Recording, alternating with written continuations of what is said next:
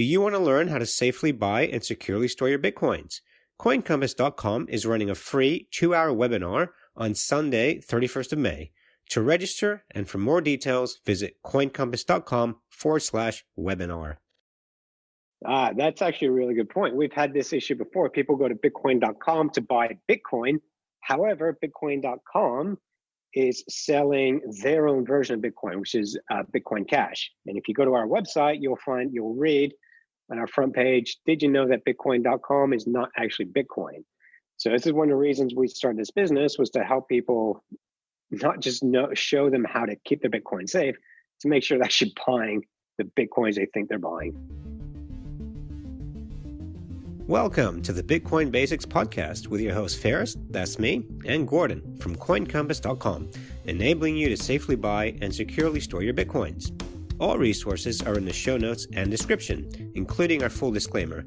Visit BitcoinBasicsPodcast.com to subscribe and discover other free content. Well, good evening, good afternoon, good night, good morning, wherever you may be in the world. We are day 19 of the 30 Days of Bitcoin on Bitcoin Basics podcast. And Gordon, how are you doing today? Whereabouts are you? I'm in the same place as I was 5 minutes ago, still at the beach in lockdown, but hopefully that's coming to an end, but who knows? I don't know about you, Ferris, but I've actually been the most productive I think I've been for a long, long time. So this is all good. I will vouch for that. Gordon, my business partner here, has been very productive. We've been talking to each other several times a day. So he's gotten a lot of work done. Today's day is Monday, the 13th of April. And Gordon, what is the block height and the Bitcoin price, please? So the block height is 625,690, according to blockstream.info. If you have no idea what I'm talking about, I'm actually talking about the current block in the Bitcoin blockchain. And the current price on Bitstamp is $6,715 US. All right, Gordon. And what's today's question? Okay, let's hit the recording. So I hear a lot about different types of Bitcoins, but I'm not really sure what they all mean. Is there a difference in one Bitcoin versus another? Okay. Another great question. I don't know about you, Ferris, but I'm extremely impressed with these questions. So, before I give a 3-hour answer, how about you give us an overview? So this is a question that I get a lot, and just so you know, it's actually not just a basics question. I get this question from wealth managers, people that manage money for clients, and this is a reason they don't get into Bitcoin, is because they feel, well, hang on, it can just be copied. So, and the best example that I've heard to understand this is with domain names. So .com is the main domain name, but it's not the only one. There's so many others, but .com is the one that's been around for the longest. And as a business, it's the one you want to get because it's one that you are used to. Same with Bitcoin. The technology behind Bitcoin is open source, meaning anyone can go ahead and copy it. But with the original Bitcoin that's been around for over 10 years now, that's the one that's been around the longest. It's the most secure, the most robust, the one that people are familiar with. And it's actually the one that's got the best developers working on it. So in essence, it is the .com of the internet. That's what Bitcoin is to cryptocurrencies. So that is a very summarized answer in there. And Gordon, I'm expecting you to go into some more depth. So you saying that Bitcoin.com is the real Bitcoin? That's actually a really good point. We've had this issue before. People go to Bitcoin.com to buy Bitcoin. However, Bitcoin.com is selling their own version of Bitcoin, which is Bitcoin Cash. And if you go to our website, you'll read on our front page, did you know that Bitcoin.com is not actually Bitcoin? So this is one of the reasons we started this business, was to help people not just show them how to keep their Bitcoin safe, to make sure they're actually buying the Bitcoins they think they're buying. Yeah, I have a lot of sympathy for beginners coming to the space because they go to a Bitcoin exchange, they want to buy Bitcoin, and they see, on Coinbase or whatever, Bitcoin, Bitcoin Cash, Bitcoin Gold, Bitcoin Diamond, Bitcoin SV, and it's like, what? Not to mention 5,000 other altcoins. So I mean, we have actually covered this in several episodes, and to give you an annoying answer, I will link to both of those episodes in the show notes where we sort of delve into altcoins in a bit more detail. But a really brief overview would be there's really three kinds of altcoins. Congress called them shitcoins. So no, I'm not just swearing for the sake of it. That's actually a term that they used. But there are really three kinds of cryptocurrencies. There's Bitcoin, which is the original, as Faris said. There was no pre-mining. There's no company behind it. There's no corporation behind it or anything like that. Totally free and open source. And then there are altcoins, and there's probably 5,000 or 6,000 copies of it. And as Faris said, if something's easy to copy and make money, if you've got a printing press in your room, then why wouldn't you want to use it? So that's why there are a lot of these altcoins or alternative coins or shitcoins or whatever you want to call them. Some of them are forks. So a fork just means a copy. So for example, say there's a dispute between the Bitcoin developers. Some developers want to do this, some developers want to do that, which is what happened with Bitcoin Cash.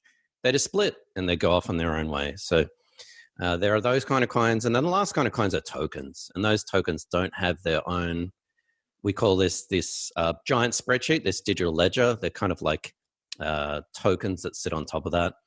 And I won't go into those details, but they're basically the three different kinds of cryptos. And unfortunately, there are a lot of scams out there. And most of these, not all, but most of these will go up and they'll go straight back down and they won't go up again. So highly speculative. I would strongly recommend investing in any of those.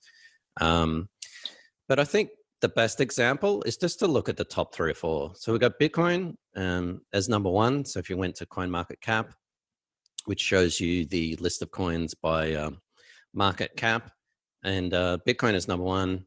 Ethereum is number 2. So Ethereum is quite different to Bitcoin in that it's trying to solve different problems. And then you've got XRP, which is basically a banker's coin that is highly centralized and whatever. So just looking at the top 3, you've got quite a difference between the two. And yeah, that's about it. I mean, I could go down several rabbit holes, Faris, but I'm going to stop myself.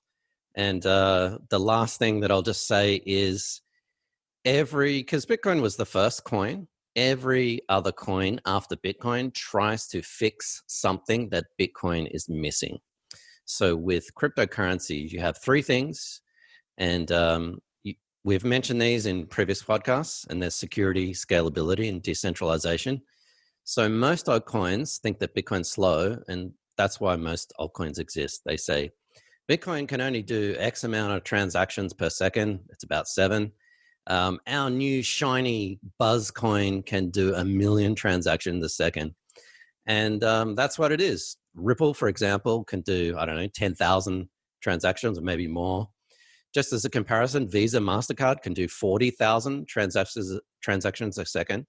Bitcoin can only do 7 transactions a second. So why wouldn't I want to use this shiny new coin that can do 1 million transactions a second? Well, it's all about trade-offs. And sure, another coin might be faster, but what they've done is they've sacrificed security and they've sacrificed all other properties of Bitcoin as well that makes it secure and decentralized. So there is no coin that is perfect. There is no coin that is both fast and secure. You have to do a trade-off of one. And that's what all these altcoins do. Most of them are scams, but some of them are actually really trying to solve some of the problems like speed and scalability that Bitcoin is missing. So that's why they exist.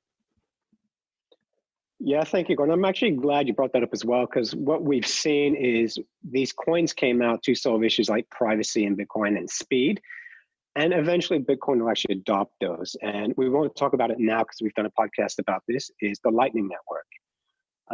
So yeah, if you want to find out more about how Bitcoin has adapted to be faster and can compete with Visa and MasterCard in this regard, check out our podcast on the Lightning Network.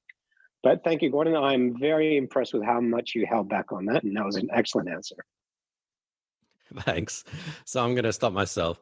So yeah, have a look in the show notes and description for the links to those episodes. If you need some material to help you sleep at night, we even go through the What Bitcoin white paper and how Bitcoin was created and what the sort of the rationale behind some of the design decisions. But at the end of the day, Faris, obviously this is called the Bitcoin Basics Podcast. We think that Bitcoin is the best for several reasons. And just be really, really careful investing in some of these altcoins, especially some of the newer ones and the ones that don't have a high volume because they're extremely volatile. So yes, it's easy to get rich quick, but it's actually easier to get a lot poorer quicker, if that's the comparison. Thank you for that question. We want to remind everyone, please keep your questions coming. We've still got about 10 more days to go in this series. coincompass.com/ask, submit a question. And if we have not answered your question, please resubmit and hit us up on that. Absolutely. And what else can people find at coincompass.com, Faris, if they're searching and hungry for more information about Bitcoin? There's plenty of content. Go to coincompass.com/free for some free material. And we actually have an upcoming webinar, Gordon, which I think you will tag on at the end of this podcast. Yeah, I will. The date for that, just a reminder, is Sunday, the 31st of May. But go to coincompass.com/webinar to register and find out what's going to be the topics and time zones and what we're going to cover. So thanks again, Faris. And until next time, everyone, keep your questions coming. See you on the next podcast. Do you want to learn how to safely buy and securely store your Bitcoins? CoinCompass.com is running a free 2-hour webinar on Sunday, 31st of May. To register and for more details, visit coincompass.com/webinar. Thanks for watching or listening. Please visit coincompass.com/free to register to our socials and discover other free content. Subscribing, liking, and following helps this content remain ad-free. Until next time.